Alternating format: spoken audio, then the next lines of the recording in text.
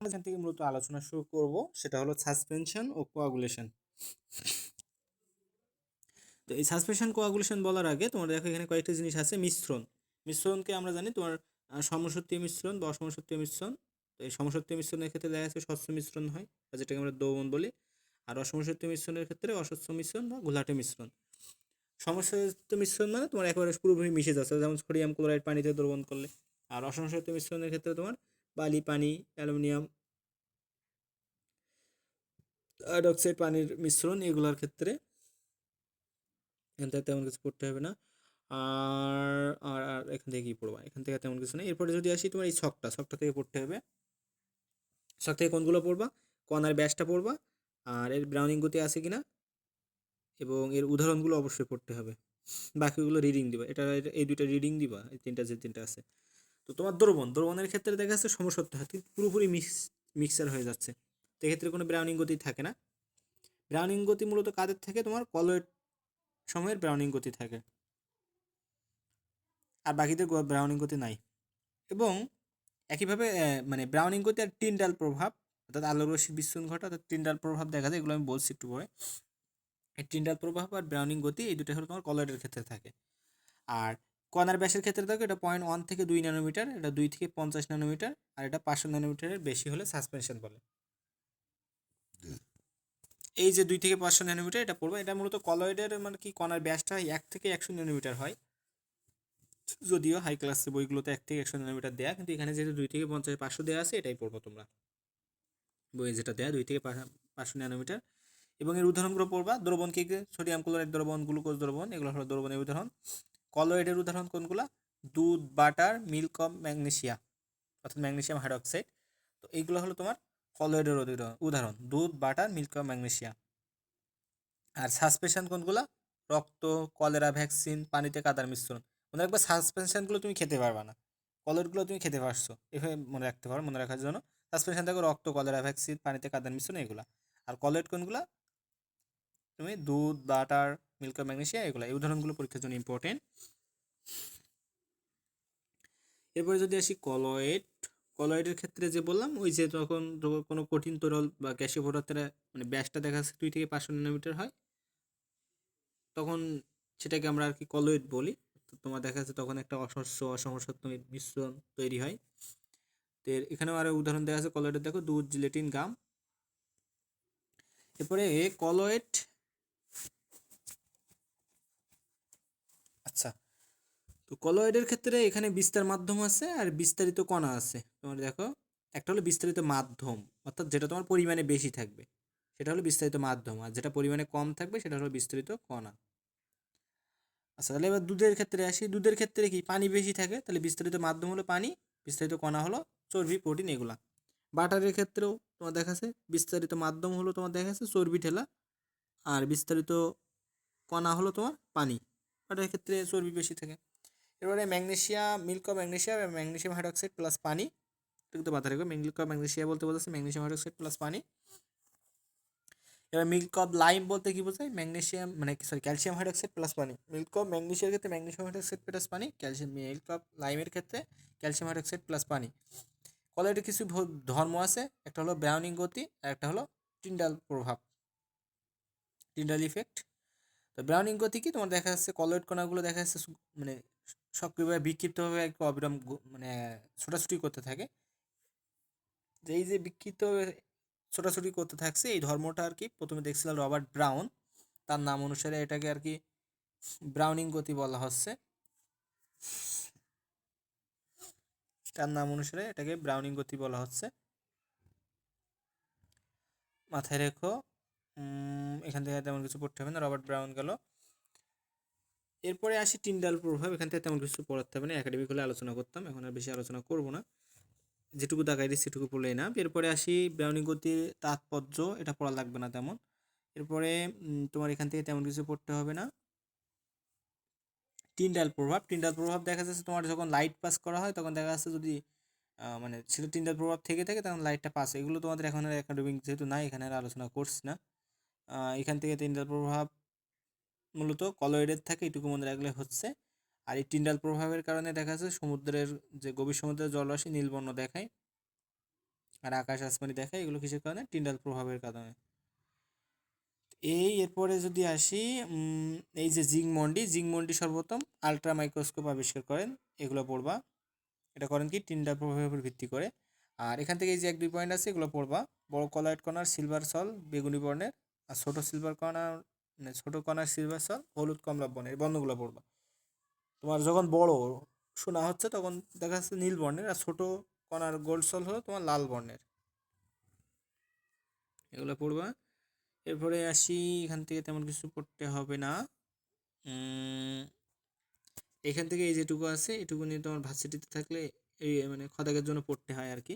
ভার্সিটিতে খদাক বলতে এই যে এসিকিউ এর জন্য গোল্ড সল প্লাটিনাম। সো এখানে দেখো এই যে হাইড্রোক্লোরিক অ্যাসিড তোমার কলয়েড গোল্ড সলের স্থায়িত্ব নষ্ট করে দেয়। তাই দেখা যাচ্ছে এই যে গোল্ড ক্লোরাইড দ্রবণের সাথে অল্প পরিমাণ পটাশিয়াম কার্বনেট দ্রবণ যোগ করে HCl-কে প্রশমিত করা হয়। এরপরে এখান থেকে তেমন কিছু পড়তে হবে না। এরপরে তোমার যদি দেখা যাচ্ছে উদাহরণ আছে, সলগুলো দেখা যাচ্ছে ধনাত্মক চার্জযুক্ত হয়, এর উদাহরণ আছে দেখো। আর তোমার ধাতুর হাইড্রক্সাইড সলগুলো হলো মানে ধনাত্মক চার্জযুক্ত, আর ধাতুর সল হলো ঋণাত্মক চার্জযুক্ত। হাইড্রক্সাইডের ক্ষেত্রে ধনাত্মক, আর ধাতুর ক্ষেত্রে ঋণাত্মক, যেমন গোল্ড সল, প্ল্যাটিনাম সল, সিলভার সল, এগুলো পড়বো উদাহরণগুলো। এরপরে কলয়েডের সুস্থিতি স্থায়িতার কারণ, এগুলো দেখছে তার প্রকৃতির উপর নির্ভর করে কলয়েডের। এরপরে আছে দ্রাবক আকর্ষী আর দ্রাবক বিকর্ষী। দ্রাবক আকর্ষী বলতে তোমার পানি আকর্ষণ করছে, অর্থাৎ তোমার স্টার্চের সল, গাম, জিলেটিন, এগুলা পড়বা। এরপরে আসি তোমার এখানে দ্রাবক বিকর্ষী যেগুলো আছে তোমার তোমার এখানে যেগুলো আছে এগুলো পড়বা। আর এখানে তোমার দ্রাবক বিকর্ষী আর দ্রাবক আকর্ষী নিয়ে কয়েকটা কথাবার্তা বলা আছে। তোমার দ্রাবক বিকর্ষীর ক্ষেত্রে 2টা কারণ, আর দ্রাবক আকর্ষীর স্থায়িত্বের জন্য 3টা কারণ, এগুলো রিডিং দিবা। এরপরে তোমার তেমন কিছু পড়তে হবে না। এরপরে মিসেল হলো হাইড্রোসল গঠন করে, এটুকু পড়বা। মিসেল হাইড্রোসল গঠন করে, এটুকু পড়বা। এখান থেকে এই পেজ থেকে তেমন কিছু পড়তে হবে না। এরপরে এই পেজটা অনেক অনেক ইম্পর্টেন্ট মেডিকেল অ্যাডমিশন টেস্টের জন্য। অ্যারোসল, ফোম, জেল, ইমালসন, সল, প্রত্যেকটা উদাহরণ ইম্পর্টেন্ট। এবং বিস্তারিত মাধ্যম কোনটা, বিস্তারিত বস্তু কোনটা, এটা তোমরা নিজেরাই বলতে পারবা। তো অ্যারোসল অর্থাৎ যেহেতু এটা মানে গ্যাসীয় বোঝা আছে, তাহলে এটা বিস্তৃত মাধ্যম হবে গ্যাস, যেটা বেশি পরিমাণে থাকছে, আর বিস্তৃত কণা হলো তোমার কঠিন। তো অ্যারোসলের উদাহরণ কী কী? তোমার ধোঁয়া, বায়ুতে ভাসমান ধুলো, তোমার কুয়াশা, মেঘ, এগুলো হলো তোমার অ্যারোসল। আচ্ছা, আর ফোম কোনগুলা? পাকানো ক্রিম, সাবানের ফেনা, এগুলো কি ফোমের মতো দেখতে না? তাহলে এতে বুঝলো, তো এগুলো তো এইভাবে মনে রাখতে পারো, পাকানো ক্রিম, সাবানের ফেনা, এগুলো হলো ফোম। জেল কোনগুলা? জেল বলতে জেলি, তোমার পনির, দই, জুতোর কালি, এগুলো হলো জেল। দই কিন্তু জেলের মধ্যে, মাথায় রেখো। আর দুধ হলো ইমালসানের মধ্যে। দুধ, ক্রিম, শ্যাম্পু, বাটার, এগুলো হলো তোমার ইমালসানের মধ্যে। দুধ, শ্যাম্পু, ক্রিম, বাটার, এগুলো হলো তোমার ইমালসানের মধ্যে। আর সলের মধ্যে কি কি আছে? সল বলতে তোমার পেইন্ট, মিল্ক, ম্যাগনেসিয়া, কোস্টারল, এগুলো তোমার সল, মাথায় রেখো। অ্যারোসল কিন্তু ওইভাবে হয়ে যাচ্ছে, ফোম হয়ে যাচ্ছে, জেল হয়ে যাচ্ছে, তাহলে এইভাবে কিন্তু তোমার বৈশিষ্ট্যগুলো মনে রাখা লাগবে। এখানে ছন্দ দিয়ে লাভ নেই, তোমরা জাস্ট সিম্পলি কয়েকবার পড়বা, বুঝে বুঝে হয়ে যাবে। এরপরে এখানে আরও কয়েকটা জিনিস আছে, যে অ্যারোসলের ক্ষেত্রে দেখা যাচ্ছে তোমার কঠিন অ্যারোসল, তরল অ্যারোসল থাকে, এর উদাহরণ দেওয়া আছে। তোমার দেখা যাচ্ছে কঠিনের ক্ষেত্রে ধোয়া, ধুলো, এগুলা, কুয়াশা, মেঘ, এগুলো হলো তরল অ্যারোসল। এরপরে তোমার ফোমের ক্ষেত্রে দেখো কঠিন ফোম আছে, আবার তরল ফোম আছে, অর্থাৎ তোমার কঠিন ফোম হলো ঝামা, পাথর, এগুলা, কেক। আর সাবানের ফেনা হলো তরল ফোম। তারপরে সোডা ওয়াটার বলতে কিন্তু বোঝাচ্ছে কার্বন ডাইঅক্সাইড প্লাস পানি, মাথায় রেখো। এরপরে তোমার কঠিন জেল, ইমালসন, এগুলো ধরো ওপরে পড়ছে, এখানেও আছে। আর সলের ক্ষেত্রে দেখা যাচ্ছে তোমার এখানে পয়েন্টটা কথা বলা হচ্ছে, তখন তোমার কঠিন বিস্তারিত বস্তু কণা হয়, তখন দেখা যাচ্ছে কঠিনটা যদি বিস্তারিত কণা হয় তখন সেটাকে আমরা বলি হলো সল। আর এরপরে সলের মধ্যে আছে কি কি? যেমন দেখো তরলটা যদি বিস্তারিত কণা হয় তাহলে সেটাকে আমরা বলি জেল। যদি গ্যাসটা বিস্তারিত কণা হয় তখন আমরা সেটাকে বলছি ফোম। আর যদি গ্যাসটা বিস্তারিত মাধ্যম হয় তখন সেটাকে আমরা বলছি অ্যারোসল। এগুলো কারণ। এরপরে কঠিন সল, সংকর জেল, ধাতু জেম, মানে সরি জেম পাথর, রঙিন কাজ, এগুলো সবই হলো সল। দেহকোষ, ঘোলা পানি, এগুলো সবই কিন্তু সলের মধ্যে। এই উদাহরণগুলো পড়ে ফেলবা, পরীক্ষার জন্য ইম্পর্টেন্ট। এরপরে সাসপেনশন, যেটা দেখা যাচ্ছে কলয়েড আকারে বড় হয়, 500 ন্যানোমিটারের চেয়ে বড় হয়। এরপরে এটা হলো সাসপেনশনে এক প্রকার কলয়েড, অর্থাৎ এটা একটা কলয়েডের অস্থায়ী অবস্থা।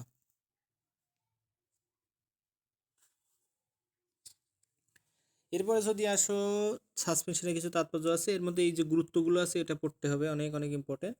এর মধ্যে দেখো তোমার এই যে ওষুধের কার্যকারিতা বজায় রাখে, ওষুধের তিক্ত গুণটা দূর করে, স্থানিক প্রয়োগের জন্য ব্যবহার করি, স্থানিক প্রয়োগের জন্য আমি ক্যালামিন লোশন ব্যবহার করি।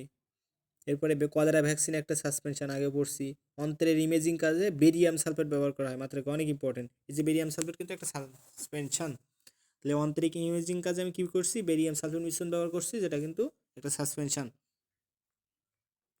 এরপরে কোয়াগুলেশন, তো কোয়াগুলেশন তোমার মূলত যেমন তুমি ধরো দুধ থেকে পনির তৈরি করছো, এই প্রক্রিয়াগুলো ওটা তোমার দেখা যাচ্ছে যে বল দ্বারা তোমার কলয়েড সিস্টেম, যে বিস্তারণ মাধ্যমে দেখা যাচ্ছে বিস্তারিত বস্তুকণা সুস্থিত থাকে, সেই বলকে বিনষ্ট করে কলয়েড সিস্টেমকে অস্থিত করার মাধ্যমে কলয়েড কণাগুলো গুচ্ছ আকারে পৃথক করার প্রক্রিয়াকে কোয়াগুলেশন বলা হয়। তো দুধ থেকে যে দই তৈরি, এক্ষেত্রে কোয়াগুলেশন ঘটে। এইটুকু এমসিকিউ তোমার পরীক্ষার জন্য ইম্পর্টেন্ট। দুধ থেকে যে দই তৈরি, এটাকে আমার প্রক্রিয়াটাকে বলে গেল কোয়াগুলেশন। অর্থাৎ দুধ থেকে দই তৈরি করতে গেলে কি ছিল, দুধে কিন্তু আমার বিস্তারিত মাধ্যম ছিল কোনটা, পানি। পানি বেশি ছিল, কিন্তু যখন আমি দই তৈরি করে ফেলছি তখন কিন্তু পানির থেকে তোমার এর পরিমাণটা বেশি হয়ে যাচ্ছে, দুধের পরিমাণটা। তো এই ক্ষেত্রে কিন্তু এই কারণে আমরা এটাকে কোয়াগুলেশন বলছি। এই এরপরে হার্ডি ও সুলজে তোমার দেখা যাচ্ছে কলয়েডকে বিভিন্ন তড়িৎ বিশ্লেষণ দ্বারা কোয়াগুলেশন করেন, যেটাকে হার্ডি সুলজের নিয়ম বলে। তো কলয়েড কণার বিপরীতে দেখা যাচ্ছে মানে কলয়েড কণার বিপরীত চার্জযুক্ত ক্যাটায়ন বা অ্যানায়নগুলো কোয়াগুলেন্ট হিসেবে ব্যবহার হয়। মাথায় রেখো, বিপরীত চার্জযুক্তটা কোয়াগুলেন্ট হিসেবে ব্যবহৃত হয়। এবং কোয়াগুলেন্টের যে কোয়াগুলেশন ক্ষমতা আয়নের চার্জ সংখ্যার সমানুপাতিক, এই কথাগুলো মাথায় রাখবা। এবং এখানে দেখো এই যে উদাহরণগুলো আছে এগুলো ইম্পর্টেন্ট। তোমার সাধারণ ব্যবহৃত যে কোয়াগুলেন্ট, ক্যাটায়ন হিসেবে কী কী ব্যবহৃত হয়, তো ক্যাটায়ন হিসেবে কী কী ব্যবহৃত হয় তোমার দেখো, যে হাইড্রেটেড অ্যালুমিনিয়াম আয়ন তোমার দেখা যাচ্ছে, মানে এই যে অ্যালুমিনিয়াম ক্লোরাইড, অ্যালুমিনিয়াম সালফেট, তোমার ফেরিক আয়ন রূপে ব্যবহার করছি, তোমার ফেরিক ক্লোরাইড, ফেরিক সালফেট, এগুলা ক্যাটায়ন হিসেবে ব্যবহৃত হচ্ছে, সব ক্যাটায়ন আছে। আর অ্যানায়ন হিসেবে কোনগুলো ব্যবহৃত হচ্ছে দেখো তোমার, সোডিয়াম ফসফেট, সোডিয়াম সালফেট, এই ম্যাগনেসিয়াম সালফেট, এগুলা। আর কোয়াগুলেন্টের চার্জ সংখ্যা বৃদ্ধির সাথে সাথে কোয়াগুলেশন ক্ষমতা বৃদ্ধি পায়, এটা কিন্তু ইম্পর্টেন্ট। কোয়াগুলেশনে যত চার্জ বৃদ্ধি পাবে কোয়াগুলেশন তত বৃদ্ধি পাবে। অর্থাৎ দেখো এখানে যদি তুমি দেখো পরে একটা রেঞ্জ দেওয়া আছে, ক্রম দেওয়া আছে, দেখো এখানে দেখো অ্যালুমিনিয়াম 3টা প্লাস, বেরিয়াম 2টা, তারপরে একটা, অর্থাৎ কি চার্জ যত বৃদ্ধি পাচ্ছে কোয়াগুলেশন ক্ষমতা কিন্তু তত বৃদ্ধি। এবার কিন্তু তীর চিহ্ন দিয়ে দিছে। এরপরে দেখো এই যে ধনাত্মক চার্জের ক্ষেত্রে দেখো যার চার্জ যত বেশি সে তার কোয়াগুলেশন ক্ষমতা কিন্তু তত বেশি দিয়ে দিছে। এগুলো পড়বা। এরপরে এই 2 লাইন একটু রিডিং দিও। এই 1 মিনিট বিরতি দেয়, আজান দিচ্ছে। আচ্ছা, তো আমাদের এবার আছে দেখো দুধের সংযুক্তি। এখান থেকে কী কী পড়বা, দুধ হলো পিটুইটারি গ্ল্যান্ড থেকে নিঃসৃত হয়, এগুলো পড়বা। মেমারি গ্ল্যান্ড থেকে মূলত এগুলো সাদা বর্ণে নিঃসৃত হয়, এগুলো জানো। তাহলে আচ্ছা, আর একটা কথা মাথায় রেখো, দুধ নিঃসৃত হচ্ছে মেমারি গ্ল্যান্ড থেকে, আর পিটুইটারি গ্ল্যান্ড থেকে তোমার দেখা যাচ্ছে নিঃসৃত যে প্রোল্যাকটিন হরমোন, এটা দেখা যাচ্ছে রক্ত প্রবাহ মেমারি গ্ল্যান্ডে এসে দুধের নিঃসরণ ঘটাতে সাহায্য করে। আর দুধকে মূলত আদর্শ খাদ্য বলা হয়। তো যখন বড় হচ্ছে তখন দেখা যাচ্ছে সকলের জন্য আদর্শ খাদ্য হলো গরুর দুধ হিসেবে ধরা হচ্ছে, আর যখন শিশু অবস্থায় থাকে তখন দেখা যাচ্ছে মায়ের দুধ। তো এক্ষেত্রে দেখা যাচ্ছে দুধের মধ্যে তোমার দেখা যাচ্ছে চর্বি, প্রোটিন, আমিষ, শর্করা, ল্যাকটোজ, খনিজ পদার্থ, ভিটামিন, পানি যা দরকার সবই আছে। এর আপেক্ষিক গুরুত্বটা ইম্পর্টেন্ট, 1.029 থেকে 1.039। এবং দুধের পিএইচ মান কত আরও ইম্পর্টেন্ট, পরীক্ষা আসতে দেখা যায় 6.6 থেকে 6.9। দেখো 6 আছে সেকেন্ডটা, তারপরে শেষে গিয়ে 9, 6.6 থেকে 6.9। আর এরপরে দুধকে সংরক্ষণের জন্য আমার 10 ডিগ্রি সেলসিয়াস তাপমাত্রায় রাখতে হয় ব্যাকটেরিয়া পরিবেশ, মানে মুক্ত পরিবেশে। এই দুধে পানির পরিমাণ দেখো 82 থেকে 88% লাগাই ফেলো। প্রাণীভেদে যে চর্বির পরিমাণ 3.5 থেকে 7.4%, এগুলো রিডিং দিও। দুধে কী কী প্রোটিন, 3 শ্রেণীর প্রোটিন আছে দেখো তোমার, ক্যাজিন, ল্যাকটোঅ্যালবুমিন, ল্যাকটোগ্লোবিউলিন। তো এক্ষেত্রে দেখা যাচ্ছে 82% হলো তোমার ক্যাজিন। আর ক্যাজিন হলো দুধের প্রধান প্রোটিন উপাদান, ইম্পর্টেন্ট কিন্তু এটা, ক্যাজিন হলো দুধের প্রধান প্রোটিন উপাদান। আর এই ক্যাজিনের মধ্যে দেখা যাচ্ছে আলফা S1 ক্যাজিন এগুলো রিডিং দিও, বিটা ক্যাজিন এগুলো আছে, কাপ্পা ক্যাজিন। এরপরে এখান থেকে তেমন কিছু পড়তে হবে না, এই অসমোসিস প্রক্রিয়াটা মাথায় রেখো। আর এখান থেকে তোমার 3টা আয়ন আছে দেখো, পটাশিয়াম, ক্যালসিয়াম, ফসফরাস, অ্যাসিড এগুলো থাকে তোমার। মাঝে মাঝে কখনো লোহা, কপারও থাকতে দেখা যায় খনিজ উপাদান হিসেবে। আর ভিটামিন এ থাকে দুধে সবচেয়ে বেশি, এটা ইম্পর্টেন্ট, ভিটামিন এ থাকে দুধে সবচেয়ে বেশি। আর তবে ভিটামিন ডি আর সিটা একটু কম পরিমাণে থাকে। এবং দুধের পাস্তনীকরণ ও ফোটানোর কাজে দেখা যাচ্ছে ভিটামিন সিটা কিন্তু নষ্ট হয়ে যায়। শ্বেত রক্তকণিকা বা ডাব্লিউবিসি কিন্তু তোমার দুধে থাকে, তাহলে এটা কিন্তু মাথায় রেখো। ডাব্লিউবিসি কোন রক্তকণিকা দুধে থাকছে? ডাব্লিউবিসি শ্বেত রক্তকণিকা বা লিউকোসাইট তোমার দুধে থাকছে, এটা কিন্তু ইম্পর্টেন্ট। এবং এখানে যে ছক আছে, ছকের মধ্যে সবচেয়ে হাইস্ট যে মানগুলো আছে সেইগুলো পড়বা। যেমন তোমার ল্যাকটোজ সবচেয়ে বেশি থাকে কাদের? মানুষের। মান কত? 7.1। মহিষে তোমার দেখা যাচ্ছে কী থাকে? চর্বি সবচেয়ে বেশি থাকে কাদের? মহিষে। তোমার খাদ্য ক্যালোরি সবচেয়ে বেশি থাকে কোনটা? মহিষের ক্ষেত্রে। আর তোমার ভেড়ার দুধে সবচেয়ে প্রোটিন বেশি থাকে। এই কোনটার ক্ষেত্রে কোনটা বেশি, এই লাইনগুলো একটু পড়বা। আচ্ছা, এরপরে তোমার এই যে জেনে রাখা ভালো দিয়ে কিছু কিছু কথা ভালো আছে, দেখো এখানে কী কী আয়ন থাকতে পারে দুধে, প্লাস এখানে যে জিনিসটা বলা আছে চর্বি, প্রোটিন আর শর্করা এদের অনুপাত 9 ক্যালোরি 4 ক্যালোরি 4 ক্যালোরি, অর্থাৎ তোমার যদি অনুপাত করে দেখা যাচ্ছে প্রোটিন, চর্বি আর শর্করার অনুপাত 1:3.6:5.4 গ্রাম, এগুলো রিডিং দিও। এরপরে গরুর দুধ তো একটা কলোয়েড, এটা জানোই, এখান থেকে তেমন কিছু পড়তে হবে না। আর দুধের মন্থন বা কোয়াগুলেশন, এখান থেকে তেমন কিছু পড়তে হবে না, সেই দুধের মন্থন বলতে কোয়াগুলেশন বুঝোই, দুধ থেকে দই তৈরি। আর তোমার দুধের দেখা যাচ্ছে এখান থেকে তোমার ঘোলের মধ্যে তোমার দেখা যাচ্ছে এখানে যেটা আছে, ঘোলের মধ্যে তোমার ল্যাক্ট অ্যালবুমিন ও ল্যাক্ট গ্লোবিউলিন অর্থাৎ হেও প্রোটিন থাকে, হেও প্রোটিন থাকে। এখান থেকে তেমন কিছু নাই। এরপরে যদি আসি, আর কিছু দরকার নাই। এরপরে এখান থেকে পেজ থেকে পড়ার দরকার নেই কিছু। যদি পরের পেজে আসি, এখান থেকে কি কি পড়বা? এখান থেকে তুমি পড়বা যে তোমার লবণ মাখালে দেখা যাচ্ছে, লবণ মিশালে মাখনের স্বাদ আর মাখনের স্থায়িত্ব বাড়ে। লবণ কিন্তু, এটা কিন্তু মাথায় রাখো, সোডিয়াম ক্লোরাইড, তুমি কিন্তু চিনি মিশাচ্ছ না, লবণ মিশাচ্ছ। এরপরে এখানে আমি 10 ডিগ্রি সেলসিয়াস তাপমাত্রার নিচে ফ্রিজিং করব, এটা দেখাও। এরপরে মাখনে দেখা যাচ্ছে তোমার ভিটামিন এর উৎকৃষ্ট উৎস। এবং দেখা যাচ্ছে তোমার এই যে প্রতি গ্রাম মানে 100 গ্রাম মাখনে, 100 গ্রাম মাখনে 3000 থেকে 4000 আইইউ তোমার ভিটামিনে থাকে।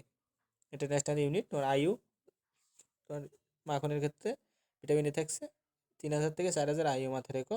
আর 100 গ্রাম মাখনের খাদ্যমান কত? 730 কিলো ক্যালোরি, 730 কিলো ক্যালোরি, এগুলো ইম্পর্টেন্ট। মাখনকে পানিমুক্ত করা বলতে বোঝায় মাখনের পানি দেখা যাচ্ছে তোমার 16 থেকে 17% মধ্যে রাখা, এটা ইম্পর্টেন্ট। আর এখান থেকে তেমন কিছু পড়তে হবে না। এরপরে যদি আসি সামনে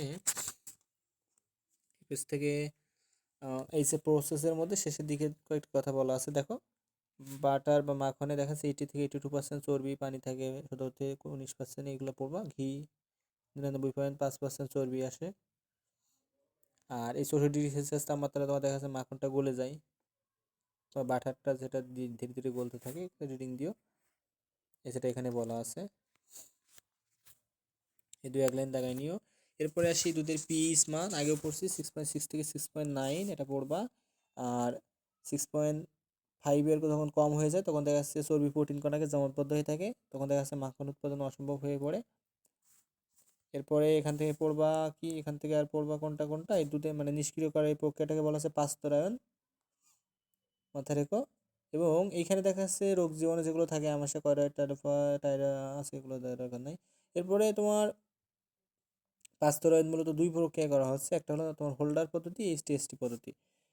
তো এক্ষেত্রে কোনটার ক্ষেত্রে তাপমাত্রা কত, হোল্ডারের তাপমাত্রা, এইচটিএসটির তাপমাত্রাটা পড়বা। আর পাস্তরায়নের যদি অতি উচ্চ তাপমাত্রা বলে তাহলে দেখা যাচ্ছে 138 থেকে 140 ডিগ্রি সেলসিয়াস বলবা, যদি অতি উচ্চ তাপমাত্রা বলে 138 থেকে 140 ডিগ্রি সেলসিয়াস, এতে এটুকু পড়বা। এরপরে আসি দুধের স্টেরিলাইজেশন, এক্ষেত্রে 100 ডিগ্রি সেলসিয়াস তাপমাত্রা, এটুকু একটু এটা মনে রেখো। এরপরে এখানে একটা কথা আসলে লেখা আছে দেখো, ইথানল প্রধানত পারফিউম আর কসমেটিক, ওষুধ শিল্পে এগুলো দ্রাবক হিসেবে ব্যবহৃত হয়। এই আর কি, একটু দ্রুত যাচ্ছি না হলে তোমাদের তো শেষ করতে হবে এটা। পানিকে সার্বিক দ্রাবক বলা হয়, এখান থেকে এই কথাটা পড়বা, আর তেমন কিছু পড়তে হবে না। আর এই লাইক ডিজস লাইক নিয়ম মতে যে সমধর্মী ধর্মযোগ তোমার সমধর্মী পদার্থে দ্রবীত হয়, এগুলো তো জানো, এটুকু রিডিং দিও। এখান থেকে তেমন কিছু পড়তে হবে না। এরপরে এই যে মেনথল, এটা ইম্পর্টেন্ট। এই যে মেনথল সুগন্ধ বস্তু ছাড়াও গলা ও শ্বাসনালীর পরিষ্কারক রূপে কাজ করে। মেনথল মাথায় রেখো, মেনথল সুগন্ধ ছাড়াও গলা ও শ্বাসনালীর পরিষ্কারক রূপে কাজ করে মেনথল। এই পেজ থেকে দেখছো পড়া কিন্তু কম, 2-1 লাইন করে প্রত্যেক পেজ থেকে পড়া। তো আমাদের সবচেয়ে বড় তন্ত্র বা সবচেয়ে বড় অঙ্গ হলো ত্বক, মাথায় রেখো। সবচেয়ে বড় গ্রন্থি হলো যকৃৎ, আর সবচেয়ে বড় অঙ্গ বা অর্গান হলো তোমার, তন্ত্র হলো তোমার ত্বক। এটা কিন্তু মাথায় রেখো, কারণ কি ত্বক আমার সারা দেহে আছে। তো এই হলো বিষয়। এরপরে এখান থেকে পড়বা 3টা ত্বক আছে অন্তত, তোমার এপিডার্মিস, ডার্মিস অর্থাৎ বহিত্বক, মধ্যত্বক আর অন্তত্বক হাইপোডার্মিস। এপিডার্মিস, ডার্মিস আর হাইপোডার্মিস। তো বহিত্বক এপিডার্মিসে আবার 5টি স্তর থাকে, এগুলো দরকার নাই, জাস্ট এই 3টা ত্বক মাথায় রাখো, 3টা স্তর। আর এখান থেকে তেমন কিছু পড়তে হবে না, ত্বকের শুষ্কতা এগুলো দরকার নাই। এরপর এখান থেকে তেমন কিছু দরকার নাই। এখানে ক্রিম তোমার দেখা যাচ্ছে, ক্রিম হলো দেখা যাচ্ছে W/O অর্থাৎ ওয়াটার ইন অয়েল ইমালশন। আর লোশন হলো, ক্রিম আর লোশনের মধ্যে এটা দেখো পার্থক্যটা, লোশন হলো অয়েল ইন ওয়াটার ইমালশন, অর্থাৎ একটা হলো ওয়াটার ইন অয়েল আর একটা হলো অয়েল ইন ওয়াটার ইমালশন। একটু দেখো, ভ্যানিশিং ক্রিম আর সোনো ক্রিমের মানে কোল্ড ক্রিমের মধ্যে আছে, এই দুটো পড়ে নিও রিডিং। এরপরে টয়লেট্রিজ বলতে কি কি বোঝায়? টয়লেট্রিজ বলতে দেখো সাবান, শ্যাম্পু এগুলোকে বোঝাচ্ছে, টুথপেস্ট। আর পারফিউমারি বলতে গোলাপ জল, hair oil, talcum powder, cold cream, lipstick এগুলা। এরপরে পালমোনা মানে সরি পারফিউমারি যে গোলাপ জল প্রস্তুতি আছে, এই গোলাপ জল হলো একটা হাইড্রোসল, অর্থাৎ গোলাপ জল একটা হাইড্রোসল। এবং এই দেখা যাচ্ছে গোলাপ জল মানে চিনি সিরাপে গোলাপ জল করে আমরা রোজ সিরাপ প্রস্তুত করা হয়, এগুলো তো দরকার নেই। এরপরে আসি তোমার এই যে গোলাপ জলের সুগন্ধের কারণ, সুগন্ধের কারণ কি? ফিনাইল ইথাইল অ্যালকোহল ও 40-50% জেরানিওল নামক টারপিন। তো টারপিনের কারণে সুগন্ধ হচ্ছে, টারপিনটা কি? 40-50% জেরানিওল। এবং এই স্টিম পাতন প্রক্রিয়ায় বা বাষ্পপাতন প্রক্রিয়ায় গোলাপ জল প্রস্তুত করা হয়, ইম্পর্টেন্ট, বাষ্পপাতন প্রক্রিয়ায় গোলাপ জল প্রস্তুত করা হয়। এরপরে শেষের লাইন থেকে পড়বা, এই যে পাইন তেলে তোমার দেখা যাচ্ছে আলফা টারপিনল থাকে, মাথায় রেখো, পাইন তেলে আলফা টারপিনল থাকে। এরপরে হেয়ার অয়েল, হেয়ার অয়েল দেখা যাচ্ছে এই যে ডাবুর আমলা হেয়ার অয়েল, এগুলো তো দরকার নাই।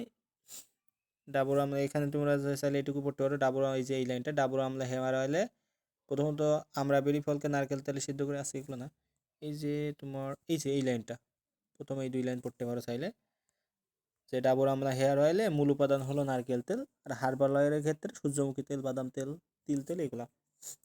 এরপরে দেখো তোমার এখান থেকে পড়বা ইমালসিফায়ার, ইমালসিফায়ারটা পড়বা, এই যে ওলিক অ্যাসিড, কেনোলা তেলের, তোমার কেনোলা তেলের একটা উপাদান ওলিক অ্যাসিড। এই ওলিক অ্যাসিড কি হিসেবে ব্যবহৃত হচ্ছে? ইমালসিফায়ার হিসেবে ব্যবহৃত হচ্ছে, মাথায় রেখো। হেয়ার অয়েল প্রস্তুতিটাই তোমার ইমালসিফায়ার হিসেবে ব্যবহৃত হচ্ছে।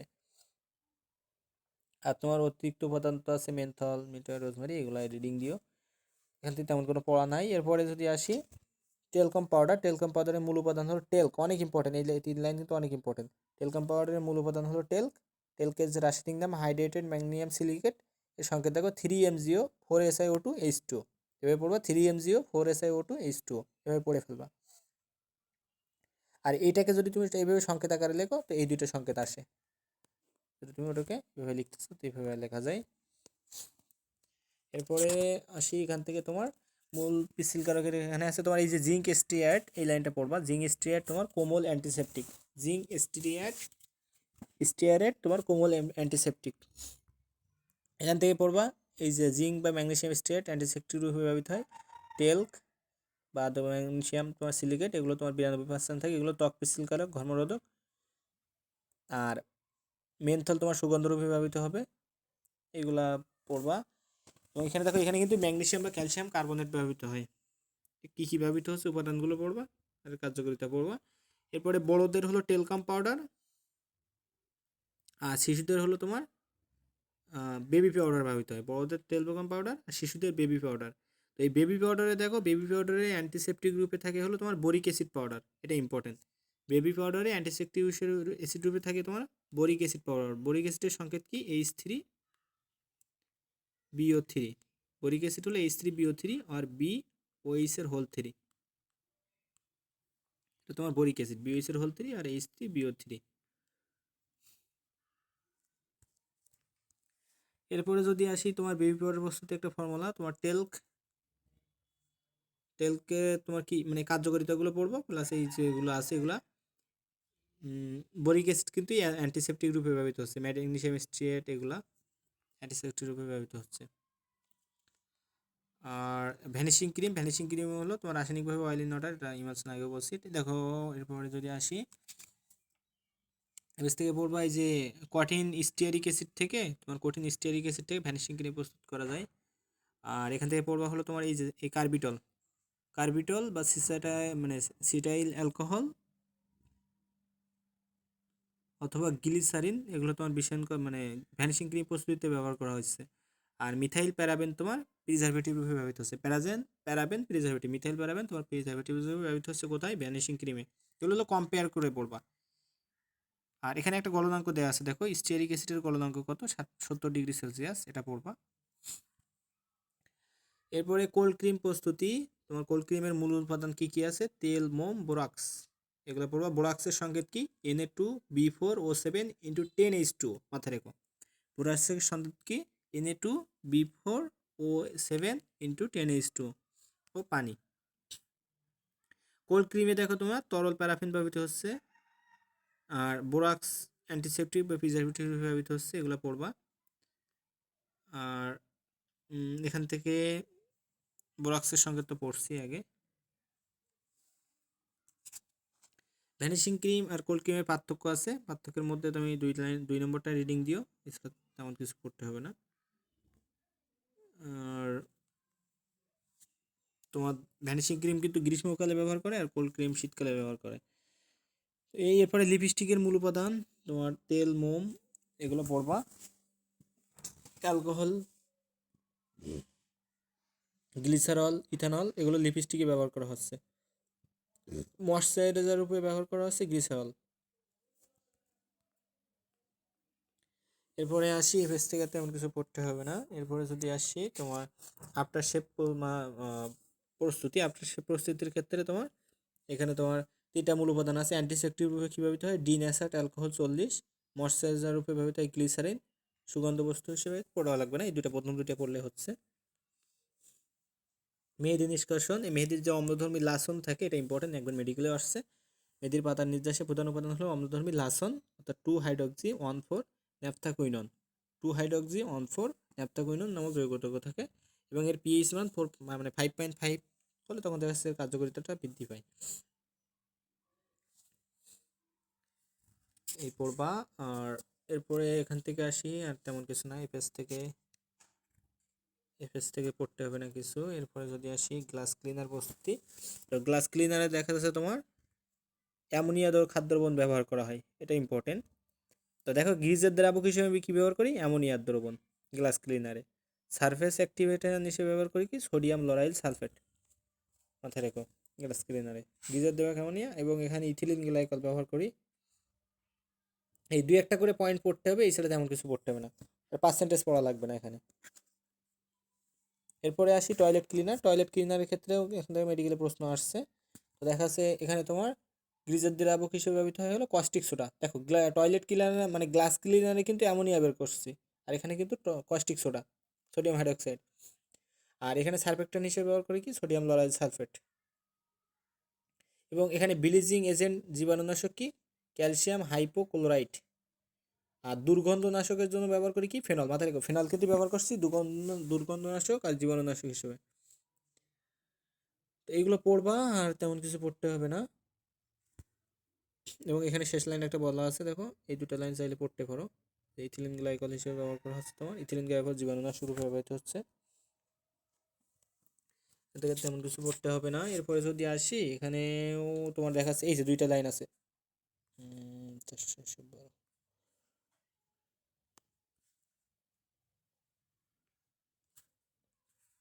এই 612 ক্ষেত্রে এখানে দেখো তোমার টয়লেট ক্লিনারে দুর্গন্ধ দাগ দূর করতে আমি ব্লিচিং এজেন্ট রূপে ব্যবহার করছি ক্যালসিয়াম হাইপোক্লোরাইড। আর জীবাণুনাশক রূপে ব্যবহার করছি ফেনল, মাথায় রেখো। জীবাণুনাশক হিসেবে ব্যবহার করছি ফেনল, আর দুর্গন্ধনাশক হিসেবে ব্যবহার করছি কি? ব্লিচিং। টয়লেট ক্লিনারে সোডিয়াম হাইড্রক্সাইড ব্যবহৃত হয়, গ্লাস ক্লিনারে কিন্তু সোডিয়াম হাইড্রক্সাইড ব্যবহৃত হয় না, মূলত অ্যামোনিয়া ব্যবহার। এরপরে জ্বালানার কাজ, এই সংকেতগুলো পড়বা। জ্বালানার কাজ দেখো Na2O calcium oxide into 5 SiO2 এগুলো পড়বা। আর এগুলো কেন ব্যবহার হয় না, গ্লাস ক্লিনারে মূলত কেন আমার সোডিয়াম হাইড্রোক্সাইড ব্যবহার করা না হয় অ্যামোনিয়ার দ্রবণ ব্যবহার করা হচ্ছে? কারণ তোমার গ্লাস ক্লিনার দেখা যাচ্ছে কি গ্লাসে হলো তোমার গ্লাস মানে কি কাঁচে সিলিকন ডাইঅক্সাইড মানে ডাইঅক্সাইড থাকে। যখনই আমি সোডিয়াম হাইড্রোক্সাইড ব্যবহার করছি তোমার এই যে সোডিয়াম সিলিকেট তৈরি করছে, এই সোডিয়াম সিলিকেট তৈরি করলে দেখা যাচ্ছে কাঁচের মসৃণতা নষ্ট হচ্ছে, বা তোমার যে বুলেট পিপেট এগুলো দেখা যাচ্ছে যে দাগগুলো দেওয়া থাকে ওই দাগগুলো নষ্ট হয়ে যাচ্ছে, তখন তার ওটা ব্যবহার করা যাচ্ছে না। এই কারণে আর মূলকে আমি গ্লাস ক্লিনারে আমি সোডিয়াম হাইড্রোক্সাইড না ব্যবহার করে অ্যামোনিয়া দ্রবণ ব্যবহার করি। আর সোডিয়াম হাইড্রোক্সাইড তোমার দেখা যাচ্ছে কেন তোমার টয়লেটের ক্ষেত্রে ব্যবহৃত হয়, তো ক্ষেত্রে দেখা যাচ্ছে টয়লেটটা তোমার তো একটা পোর্সিলিন সামগ্রী, পোর্সিলিন তৈরি হয় মূলত এই যে চাইনাকেলের সংখ্যাটা important, Al2O3 into 2SiO2 into 2H2 দুই অনুপানি কিন্তু Al2O3 into 2H2 into 2H মানে 2SiO2 ইন্টু 2H2O। আর সিলিকা বালি থাকে ওখানে, পটাশ মানে ফেল্ডস্পার থাকে, এগুলো সেকেন্ড পার্টে 5 অধ্যায়ে আলোচনা আছে। এগুলো ব্যবহৃত থাকে যার ফলে দেখা যাচ্ছে তোমার এগুলো তোমার ওই যে সোডিয়াম ক্লোরাইড পানি উৎপন্ন করে আছে, এখান থেকে আর তেমন কিছু পড়তে হবে না, এখান থেকে এফএস থেকে তেমন কিছু নাই। এরপরে যদি আসি এখান থেকে আখ বা খেজুরে দেখো এই যে 16 থেকে 20% সুক্রোজ চিনি থাকে, আখ বা খেজুরের রসে 16 থেকে 20% সুক্রোজ চিনি থাকে। এবং দেখো এখানে সুক্রোজে হলো ফার্মেন্টেশন ঘটে কোনটার, সুক্রোজের, মাথায় রেখো। আর ইথানোয়িক অ্যাসিডে 6 থেকে 10% লঘু জলীয় দ্রবণকে ভিনেগার বলে, কিন্তু লঘু, মাথায় রেখো, ইথানোয়িক অ্যাসিডে 6 থেকে 10% লঘু জলীয় দ্রবণকে ভিনেগার বলে। এরপরে এই যে মানে এগুলো আছে ইনভার্টেস কি করা হয়, চিনি থেকে আমার গ্লুকোজ আর ফ্রুক্টোজ তৈরি করে, ইনভার্ট করছে, মনে রাখবে চিনিটা ছিল ইনভার্টেশন করে দিচ্ছে, অর্থাৎ অপোজিট ভেঙে দিচ্ছে, তোমার সুক্রোজ আর মানে গ্লুকোজ আর ফ্রুক্টোজ তৈরি করছে সুক্রোজটাকে ভেঙে। এরপরে তোমার জাইম এসেনজাইম তো কি করে, চিনিটাকে তোমার ইথানলে পরিণত করে দিচ্ছে, এই যে তোমার সুক্রোজ বা ফ্রুক্টোজ তৈরি হলো এটা থেকে দেখা যাচ্ছে তোমার ইথানল তৈরি করছে জাইম, মাথায় রেখো, ইথানল তৈরি করছে কি জাইম। এবং যখন তুমি 10% ভিনেগার থেকে মানে তুমি যখন 6% ভিনেগার তৈরি করছো, 10% থেকে 6% ভিনেগার তৈরি করছো, তখন তুমি ব্যবহার করছো কি অ্যাসিটোব্যাক্টর প্রভাবক। আর যখন তুমি মানে মূলত এগুলো এই 3টা বিক্রিয়া হলে একসাথে ভিনেগার তৈরি বিক্রিয়া, আর এইটা বা এইটাও কখনো ইউজ করা হয়, অর্থাৎ যখন তুমি 10% ভিনেগার তৈরি করবা, দেখো পার্সেন্টেজ দেওয়া আছে 10%, তখন তুমি কি করবে, মাইক্রোডার্মা অ্যাসিডোব্যাকটেরিয়া প্লাস 35°C তাপমাত্রা দিবা ভিনেগারের সাথে, মানে যে ইথানলটা তৈরি করছি ইথানলের সাথে এই তাপমাত্রাটা দিলে আর এই প্রভাবটা দিলে তো দেখা যাচ্ছে ভিনেগার তৈরি হয়ে যাচ্ছে, এখান থেকে বিক্রিয়াগুলো পড়লে হয়ে যাচ্ছে। এবং এখানে যে এই লাইনটা আছে শেষের 2 লাইনটা পড়তে হয়, তাহলে পাঁচটিকরণের শেষের 2 লাইন, এই এখান থেকে এর বেশি পড়ার দরকার নাই। ভিনেগারে খাদ্য সংরক্ষণ আছে, এগুলো কি করে মূলত ব্যাকটেরিয়ার যে মানে জীবন্ত ব্যাকটেরিয়ার কোষটাকে লাইসিস করে দেয়, অর্থাৎ হাইড্রোজেন এগুলোকে ভেঙে দেয়, দিয়ে দেখা যাচ্ছে তোমার ব্যাকটেরিয়াকে নিষ্ক্রিয় করে দেয়। এগুলো নিয়ে এখন আলোচনা করে লাভ নাই। এখানে ভিনেগারের যে পিএইচটা বললাম 4.74, এটা ইম্পর্টেন্ট বলছিলাম, আগে পড়াইছি। এই আর পিগলিং বা আচার তৈরিতে ভিনেগার ব্যবহারটা সবচেয়ে বেশি এগুলাই। আর এখানে কিছু কিছু কথাবার্তা আছে, টিপসিন এগুলো তোমার অগ্নাশয় গ্রন্থি থেকে পাকস্থলী পাকরাস পেপসিন, মল্টোজ ভাঙলে গ্লুকোজ পাওয়া যায়, ল্যাকটোজ হলো গ্লুকোজ ফ্রুক্টোজ, সুক্রোজ হলো গ্লুকোজ ফ্রুক্টোজ, ইনসুলিন হলো ফ্রুক্টোজ, আর তোমার মল্টোজ হলো গ্লুকোজ আর গ্লুকোজ, এগুলা এগুলো পড়ে ফেলে। এগুলো মূলত তোমার যে 3য় অধ্যায়ে আছে, মানে বোটানি 3য় অধ্যায়ে এগুলো আলোচনা। তো তারপরে এখানে যেহেতু এগুলো একবারে দিয়ে দিছে, এগুলো একটু রিডিং দিও। তো এই অধ্যায় মোটামুটি শেষ, এখন কারো কোনো প্রশ্ন আছে কিনা?